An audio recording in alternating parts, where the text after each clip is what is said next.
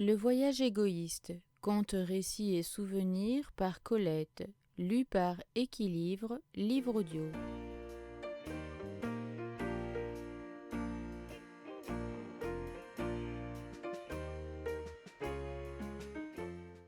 Quatre saisons. Vendangeuse. Où irez-vous en septembre m'a demandé en mai mon amie Valentine. Quand elle m'interroge, je me sens toujours un peu coupable. Elle questionne avec aisance, avec virtuosité. Elle me trouble par sa connaissance de l'avenir, proche ou lointain.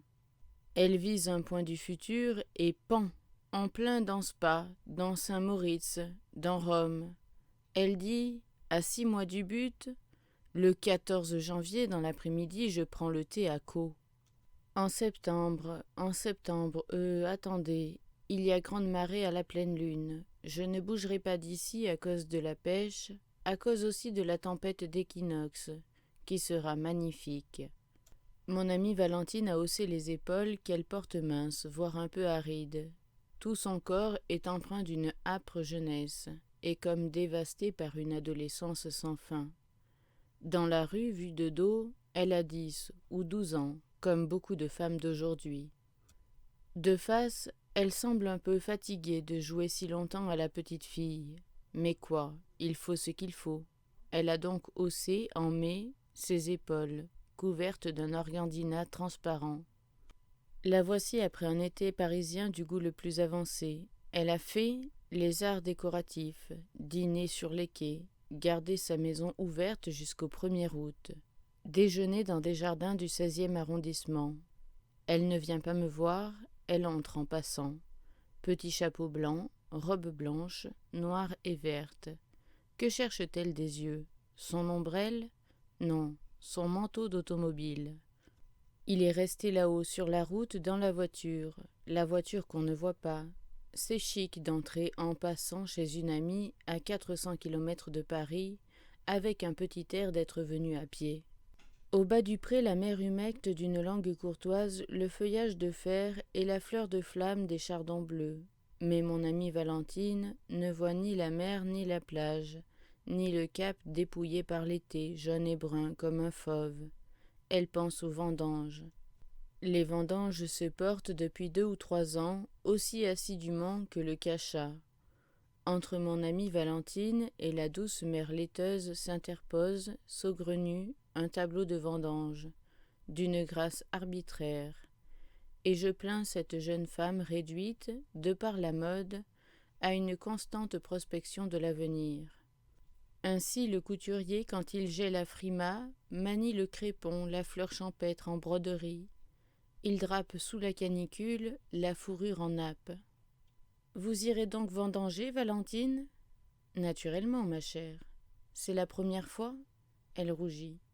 Oui, c'est-à-dire, je devais vendanger l'an dernier, dans la propriété de nos amis X, et même il y a 2 ans chez...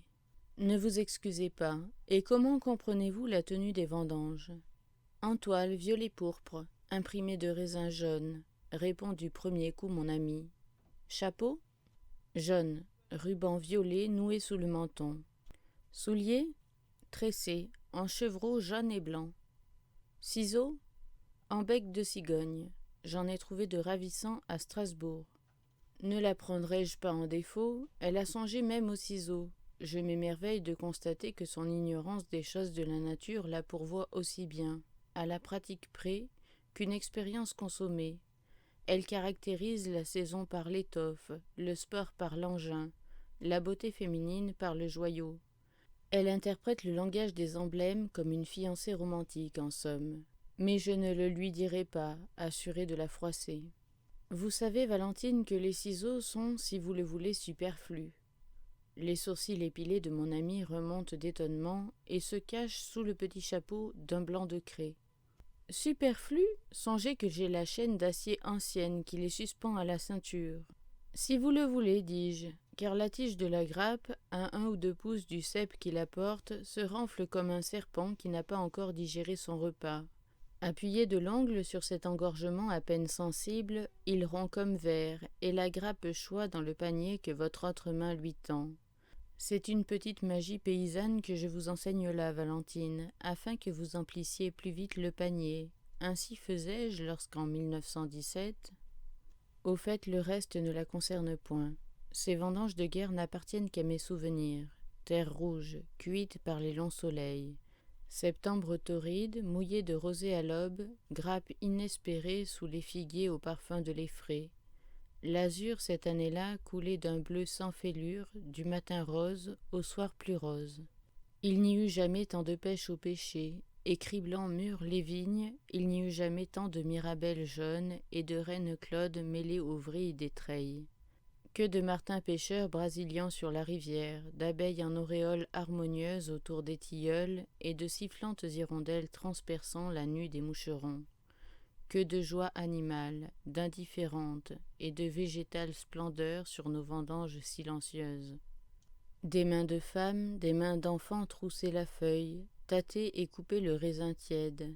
Il n'y avait pas un homme à perte de vue entre les cordons parallèles de la vigne. Ce que la guerre laissait de mal au pays comptait moins de 18 ans, ou plus de 50, et menait, dos penché, de la vigne aux cuves, les comportes de bois qui pèsent pleines un demi-quintal et davantage. Vers midi, une jeune femme s'échappa de la vigne, courut au sentier, s'assit dans l'ombre d'un figuier et ramassa un enfant épinglé dans ses langes.